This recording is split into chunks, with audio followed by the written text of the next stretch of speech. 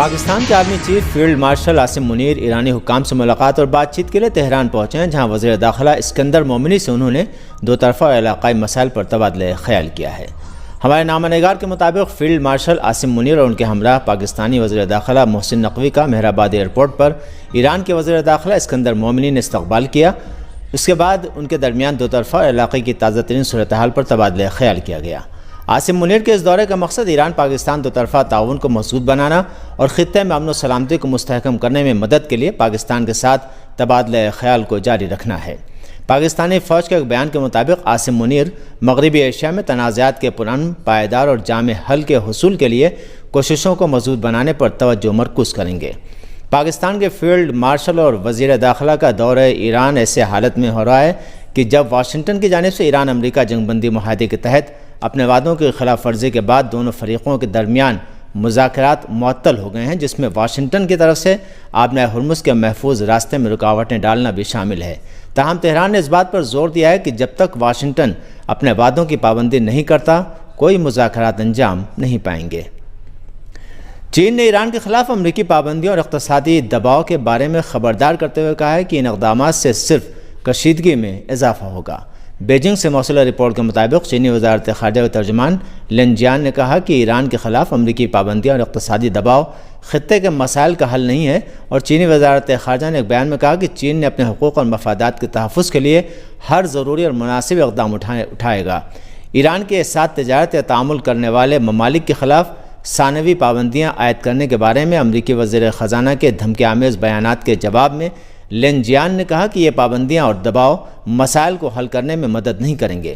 صرف کشیدگی میں اضافہ کریں گے اور کسی بھی فریق کے مفادات میں نہیں ہوگی۔ چینی وزارت خارجہ ترجمان نے امریکی حکومت سے مطالبہ کیا کہ وہ مداخلت پسندانہ پالیسیاں اور سیاسی کھیل بند کرے اور اپنے تجارتی شراکت داروں کے انتخاب میں آزاد ممالک کی خود مختاری کا احترام کرے۔ انہوں نے مزید کہا کہ چین تمام متعلقہ فریقوں سے مطالبہ کرتا ہے کہ وہ ذمہ دارانہ رویہ اختیار کریں اور مسائل کو صرف سیاسی اور سفارتی ذرائع کے ذریعے ہی حل کریں۔ ہندوستان کی ریاست مہاراشٹر کے امراوتی میں واقع سرکاری اسپتال برائے خواتین کے نوزائیدہ وارڈ میں ایک آگ لگنے سے 3 نوزائیدہ بچوں کی جھلس کر موت ہو گئی۔ مہاراشٹر کے امراوتی میں آج صبح ایک سرکاری اسپتال میں آتش زدگی کا دردناک حادثہ پیش آیا۔ چلڈرن وارڈ میں ہولناک آگ لگنے سے 3 نوزائیدہ بچوں کی دردناک موت ہو گئی، جبکہ کئی دیگر بچوں کے جھلسنے کی بھی اطلاع ہے۔ آگ لگنے کے بعد اسپتال میں افراتفری مچ گئی۔ بتایا جاتا ہے کہ وہاں کئی دوسرے نوزائیدہ بچے بھی زیر علاج تھے جنہیں بچا لیا گیا۔ آگ لگنے کی وجوہات کا تاحال پتہ نہیں چل سکا ہے۔ موصولہ اطلاعات کے مطابق ہسپتال کی تیسری منزل پر موجود نوزائیدہ بچوں کے انتہائی نگہداشت یونٹ NICU میں اچانک ایک وینٹیلیٹر میں دھماکہ ہوا۔ اس کے بعد لگنے والی آگ تیزی سے پوری یونٹ میں پھیل گئی، تاہم اسپتال کے عملے نے فوری طور پر بچوں کو محفوظ باہر نکال لیا۔ حادثے کے بعد پولیس اور اسپتال انتظامیہ نے آگ لگنے کی وجوہات کی تحقیقات شروع کر دی ہیں۔ حکام یہ جاننے کی کوشش کر رہے ہیں کہ وینٹیلیٹر میں دھماکہ کس وجہ سے ہوا اور آیا اس میں کوئی تکنیکی خرابی موجود تھی یا نہیں۔ ایران کی پارلیمنٹ مجلس شورائے اسلامی کے اسپیکر نے کہا ہے کہ ٹرمپ ایران کے مقابلے میں اپنی شکست کی تلافی جھوٹ سے نہیں کر سکتے۔ موصولہ رپورٹ کے مطابق ٹرمپ ڈاکٹر قالیباف کی تقریر میں تحریف کر کے اس کو اپنے سوشل پلیٹ فارم پر شیئر کیا ہے۔ ٹرمپ کی اس حرکت کے جواب میں اسپیکر ڈاکٹر قالیباف نے بھی ان کے انتخابی سلوگن کا مذاق اڑاتے ہوئے لکھا ہے کہ ایک بار پھر امریکہ کو بھوک میں مبتلا کریں گے۔ ڈاکٹر قالیباف نے اپنی اس پوسٹ میں امریکی عوام کی بھوکمری کے بارے میں معتبر امریکی اور بین الاقوامی اداروں کی سرکاری رپورٹوں کے جاری کردہ اعداد و شمار نشر کر کے امریکی سماج میں بھوک کے بحران کی سچی تصویر پیش کی ہے۔ انہوں نے لکھا کہ امریکی بحریہ کے 47 ملاح بھوکے اور یہ جعلی خبر نہیں ہے، اور غذائے بدامنی نے پورے امریکہ کو اپنی لپیٹ میں لے رکھا ہے۔ ہر 8 میں سے ایک امریکی شہری رات میں بھوکا سوتا ہے۔ اسپیکر ڈاکٹر قالیباف نے اپنی اس پوسٹ میں مزید لکھا ہے کہ 1.60 کروڑ امریکی بچے منظم بھوکمری اور معاشی بحران کی بھیڑ چڑھ چکے ہیں، اور بھوکمری سبھی امریکی شہریوں کا اہم مسئلہ ہے۔ ڈاکٹر قالیباف نے اپنی اس پوسٹ کے ایک حصے میں ٹرمپ کو مخاطب کر کے لکھا ہے کہ یہ اعداد و شمار تمہاری فیک نیوز کی طرح جعلی نہیں ہیں، اور تم ایرانیوں سے اپنی شکست کی تلافی جھوٹ سے نہیں کر سکتے۔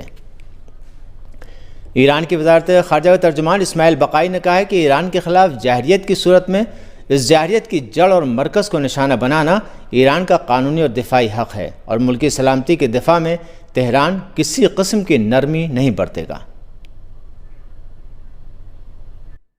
اسماعیل بقائی نے وزارت خارجہ کی ہفتہ وار پریس بریفنگ میں صحافیوں کے سوالات کے جواب دیتے ہوئے کہا کہ غیر ملکی مداخلت اور جارحیت کو روکنے کے لیے قومی طاقت اور اقتدار کے سوا کوئی چیز مؤثر نہیں ہو سکتی۔ ان کا کہنا تھا کہ ایران نے گزشتہ 5 دہائیوں کے دوران قومی طاقت اور سلامتی کو مضبوط بنانے کے لیے اسی اصول سے استفادہ کیا ہے۔ انہوں نے کہا کہ کسی ملک کو ایران کی جانب سے تشویش کی کوئی وجہ نہیں، البتہ اگر کوئی ملک اپنی سرزمین یا فوجی اڈے جارح فریق کو فراہم کرتا ہے تو صورتحال مختلف ہوگی۔ بقائی نے واضح کیا کہ ایران کو یہ حق حاصل ہے کہ وہ جارحیت کی جڑ اور مرکز کو نشانہ بنائے۔ انہوں نے کہا کہ ایران کی سلامتی اور قومی وجود کے دفاع میں کسی قسم کا سمجھوتا یا مصلحت سے کام نہیں لیا جائے گا۔ ایرانی وزارت خارجہ کے ترجمان نے کہا کہ ایران نے جنگ شروع نہیں کی، لیکن جنگ کا اختتام جارح فریق کی شرائط پر نہیں ہونے دیا جائے گا۔ امریکہ کی جانب سے نام نہاد اقتصادی جنگ کے حوالے سے اسماعیل بقائی نے کہا کہ اس میں کوئی شک نہیں کہ امریکہ، جس نے کبھی ایرانی عوام کی مدد کا دعویٰ کیا تھا، اب مختلف اقتصادی ذرائع استعمال کر کے ایرانی عوام کو سزا دینے کی کوشش کر رہا ہے۔ انہوں نے خبردار کیا کہ اس حوالے سے ضروری انتباہات پہلے ہی جاری کیے جا چکے ہیں اور امریکی اقتصادی منصوبے میں کسی بھی ملک کی شمولیت کے اپنے نتائج ہوں گے۔ بقائی نے کہا کہ ایران کے ہاتھ بندھے ہوئے نہیں ہیں اور دوسرے ممالک کو امریکہ کے ساتھ اس منصوبے میں تعاون کرنے کی اجازت نہیں دی جا سکتی۔ بقائی نے کہا کہ امریکہ خود جانتا ہے کہ اس کی پابندیوں کا اصل اثر عام شہریوں پر پڑتا ہے، اس لیے ایران پابندیوں کا مقابلہ کرنے کے لیے تمام کثیر الجہتی ذرائع استعمال کرے گا۔ سعودی عرب، پاکستان اور ترکیہ کے مجوزہ سے فریقی معاہدے کی جانب سے ایران کو دعوت نامہ بھیجے جانے کی خبروں پر اسماعیل بقائی نے کہا کہ ایران کو ابھی تک کوئی باضابطہ دعوت نامہ موصول نہیں ہوا، تاہم علاقائی سلامتی کے حوالے سے عمومی نوعیت کی بات چیت ضرور ہوئی ہے۔ ایران کی فوج کے سربراہ جنرل امیر حاتمی نے کہا ہے کہ جنگ صرف فوجی ساز و سامان اور ہتھیاروں کے استعمال کا نام نہیں، بلکہ آج کی جنگ دراصل ارادوں، افکار اور قوموں کی استقامت کا امتحان ہے۔ انہوں نے مزید کہا کہ ملک کی مسلح افواج دشمن کے کسی بھی ممکنہ منصوبے کا مقابلہ کرنے کے لیے مکمل طور پر تیار ہیں اور کسی بھی نئی سازش یا خطرے کے سامنے ضروری اقدامات کرنے کی صلاحیت رکھتی ہیں۔ جنرل امیر حاتمی نے کہا ہے کہ مسلح افواج کے درمیان ہم آہنگی، ایرانی فوج کی جنگی صلاحیتوں میں اضافہ، اہلکاروں کی بصیرت و معنویت کا فروغ اور ان کے معاشی و فلاحی حالات کی بہتری فوج کی اعلیٰ قیادت کی جانب سے طے کردہ 4 بنیادی ترجیحات ہیں، اور آج یہ بات پہلے سے زیادہ واضح ہو چکی ہے کہ مستقبل کے خطرات کا مقابلہ کرنے کے لیے یہی 4 حکمت عملیاں بنیادی ستون کی حیثیت رکھتی ہیں۔ جنرل حاتمی نے شہداء بالخصوص انقلاب اسلامی کے شہید قائد اور شہید جنرل موسوی کو خراج عقیدت پیش کرتے ہوئے کہا کہ صرف جدید ہتھیار اور فوجی ساز و سامان ہی دفاعی تیاری کی ضمانت نہیں، بلکہ ہر فوج کا سب سے اہم سرمایہ اس کی افرادی قوت ہوتی ہے۔ ایرانی فوج کے کمانڈر ان چیف نے مشہد مقدس میں فوجی اہلکاروں کے لیے فلاحی منصوبوں کے افتتاح کی تقریب سے خطاب میں دشمن کو خبردار کرتے ہوئے کہا کہ ایران کو کسی بھی بیرونی طاقت کے لیے سازشوں اور مہم جوئی کا میدان نہیں بننے دیا جائے گا۔ انہوں نے کہا کہ دشمن کو اتنی ناکامی کا تلخ ذائقہ چکھانا ہوگا کہ اسے معلوم ہو جائے کہ دنیا کے دوسرے سرے سے آ کر ایران کے نقشے کو تبدیل کرنے کی دھمکی دینا ممکن نہیں۔ جنرل امیر حاتمی نے مزید کہا کہ آج کی جنگ صرف ہتھیاروں اور فوجی ساز و سامان کے استعمال کا نام نہیں، بلکہ یہ ارادوں، افکار اور قوموں کی استقامت کی جنگ ہے۔ دشمن اپنے مقاصد میں ناکامی کے باوجود نئی سازشوں اور خطرات کی منصوبہ بندی سے باز نہیں آیا، اس لیے ایران دشمن کے قلیل، درمیانی اور طویل مدتی منصوبوں پر مسلسل نظر رکھے ہوئے ہے اور ہر ممکنہ صورتحال کا مقابلہ کرنے کے لیے تیار ہے۔ انہوں نے واضح کیا کہ ایران کی مسلح افواج ایمان، تجربے، مکمل تیاری اور عوام کی حمایت کے ساتھ کسی بھی جارحیت کا فیصلہ کن جواب دے گی اور ملک کی آزادی، علاقائی سالمیت اور قومی سلامتی کا بھرپور دفاع کرے گی۔ ایران کے وزیر تیل نے جنوبی صوبے فارس میں ایک نئی گیس فیلڈ دریافت ہونے کی خبر دی۔ IRIB کے مطابق وزیر تیل محسن پاک نژاد نے جنوبی صوبے فارس میں ایک نئی گیس فیلڈ کی دریافت کا اعلان کرتے ہوئے کہا کہ اس فیلڈ میں 7,500 ارب مکعب فٹ سے زیادہ گیس دریافت ہوئی ہے، جس میں سے 5,700 ارب مکعب فٹ گیس نکالی جا سکتی ہے۔ وزیر تیل نے وضاحت کی کہ گیس کی یہ مقدار جنوبی پارس گیس فیلڈ کے ایک فیز کی 15 سالہ پیداوار کے برابر ہے۔ محسن پاک نژاد نے